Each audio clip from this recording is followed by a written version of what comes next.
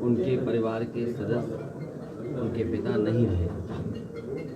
इस पारिवारिक कार्यक्रम में शामिल होने आया हूँ।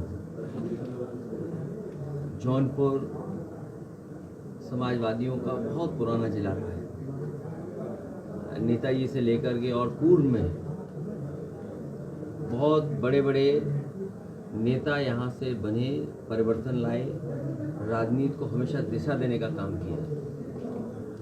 इधर जो सबसे बड़ी लड़ाई थी लोकसभा की,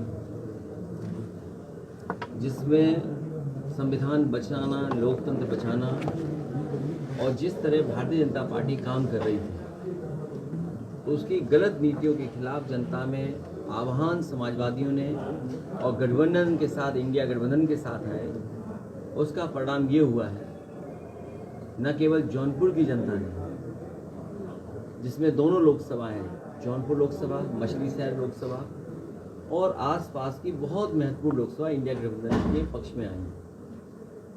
इंडिया गठबंधन समाजवादी पार्टी, वो समाजवादी पार्टी का एक एक कार्यकर्ता, नेता, जिसने अपनी लड़ाई समझी, संविधान के बचाने की अपनी लड़ाई, बाबा साहब भीमराव अम्बेडकर जी का जो रास्ता था, डॉक्टर राममनोहर लोहिया का, नेताजी का जो रास्ता था, उस रास्ते पे चल करके यहाँ के नेता कार्यकर्ताओं ने एकजुट होकर के जो पार्टी का फैसला था उसके पक्ष में मतदान हुआ और परिणाम आप देखिए। बहुत दिनों के बाद दोनों लोकसभा समाजवादी पार्टी के पक्ष में आई। मैं एक एक मतदाता का धन्यवाद देता हूँ। पार्टी के संगठन के जितने भी हमारे कार्यकर्ता बूथ स्तर पे थे, गांव स्तर पे थे, संगठन के लोगों का मैं बहुत धन्यवाद देता हूँ कि उन्होंने समाजवादी पार्टी की इस लड़ाई में पूरी जिम्मेदारी के साथ मदद की है। और उसका परिणाम ये है कि अब दिल्ली की सरकार वो फैसले नहीं ले पा रही जो वो लेना चाहती थी। लेकिन उसके बावजूद भी आप और हम देख रहे हैं कि जब हर सवाल पर सरकार नाकाम हो गई है, आप उनसे महंगाई पर चर्चा करें। जब हम और आप आज यहाँ बातचीत कर रहे हैं, डीजल पेट्रोल की कीमतें बढ़ी हैं। ये अलग बात है कि सरकार कैसे गोल गोल जवाब दे रही है कि भार नहीं जनता पे पड़ेगा। सिलेंडर देखिए आप, जिसको फ्री देने की बात कही है, आज फिर कीमत बढ़ गई। और जिस तरीके से अमेरिका आर्थिक रूप से पाबंदी लगा रहा है अपनी अर्थव्यवस्था बचाने के लिए, अगर वो अपनी अर्थव्यवस्था बचा रहा है और पाबंदियां लगा रहा है, तो भारत की अर्थव्यवस्था को कौन बचाएगा? जब भारत की अर्थव्यवस्था नहीं ठीक चल पा रही है, तो जो निवेश करने वाले लोग हैं अपना पैसा निकाल रहे हैं। उसका परिणाम ये है कि सेंसेक्स लगातार नीचे जा रहा है। महंगाई पे ये जवाब नहीं देना चाहते हैं। बेरोजगारी इतने बड़े पैमाने पे फैल गई है कि आने वाली सरकार अगर फैसले भी लेती है तो कब बेरोजगारी को दूर कर पाएगी? कुछ लोगों को लाभ पहुंचाने के लिए सरकार हर फैसला ले रही है। अभी मुद्रा योजना का 10 साल पूरे हुए हैं। आप खुद सोचिए, अगर 52 करोड़ लोगों को इन्होंने मुद्रा योजनाओं से जोड़ा है और ये बात उन्होंने सरकार में कही थी कि हर व्यक्ति को नौकरी मिलेगी इस मुद्रा योजना के माध्यम से, जो कारोबारियों की मदद की।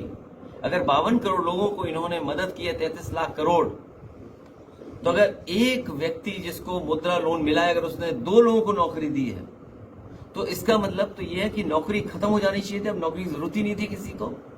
ये तो उन्हीं की बात मैं कह रहा हूं जो आपसे मैं आज शेयर कर रहा हूं। और फिर हमारे मुख्यमंत्री कहते हैं कि अगले 3 साल में हम जीरो पॉवर्टी कर देंगे। हमारे मुख्यमंत्री जी कुछ जानते नहीं है। अगर उन्हें वीवो का मोबाइल दे दो तो कहो वो भी ना चला पाए, आईफोन दे दो तो कहो दीवार पे मार दें। क्या कह रहे हैं कि 3 साल में हम गरीबी दूर कर देंगे, जीरो पॉवर्टी कर देंगे। ये किस बात का नारा है? और फिर zero tolerance law and order के लिए सुप्रीम कोर्ट क्या कह रहा है? सुप्रीम कोर्ट कह रहा है जो बात हम लोग कहते थे, वो बात सुप्रीम कोर्ट कह रहा है कि कानून व्यवस्था उत्तर प्रदेश में है ही नहीं, खत्म हो गई है। कानून व्यवस्था के नाम पर कुछ हो ही नहीं रहा है। मनचाहा अधिकारी काम कर रहे हैं, मनचाहा अधिकारी मुकदमे लगा रहे हैं, मनचाहा लोग पैसे वसूल रहे हैं। और जौनपुर से बेहतर कौन नहीं जानता, याद करो वो पुजारी की घटना। क्या आज भी जेल में नहीं है पुलिस के लोग? मुझे वो दिन याद है जब एक बच्चा केवल टिकटॉक बना रहा था, वो मुस्लिम बच्चा था, टिकटॉक बना रहा था, पुलिस ने दबाव बनाया, उसके बाद पिताजी से पैसा लेना चाहते थे, जान चली गई बाद में। हमारा पूरा डेलीगेशन पार्टी का पहुंचा था। न जाने कितने बेगुनाहों को मार दिया। और यही जौनपुर है जहां पर अपनी नाकामी छुपाने के लिए बैंक डकैती के मामले में एक फेक इनकाउंटर किया था। फेक इनकाउंटर इसी जिले में हुआ था। और कैसी सरकार है, सोचिए आप, जब सवाल खड़े हुए, जवाब नहीं दे पाए, तो उन्होंने बैलेंस करने के लिए एक छतरी की भी जान ले ली। ये बात आप लोगों से नहीं छिपी होगी, क्योंकि आप लोगों ने तो करीब से चीजें देखी हैं। तो हर चीज की जब नाकामी हो गई, ये जो वक्फ बिल लाए हैं, नाकामी का पर्दा है। अपनी तमाम जो उनकी नाकामी है योजनाओं की, जो पूछ नहीं जनता को कर पाए, इसलिए इस तरह के कानून ला रहे हैं। समाजवादी पार्टी ने लोकसभा में भी स्वीकार नहीं किया था। आने वाले समय में भारतीय जनता पार्टी जाने वाली है। भारतीय जनता पार्टी पीडीए की ताकत को, पीडीए की एकजुटता का सामना नहीं कर सकती भारतीय जनता पार्टी।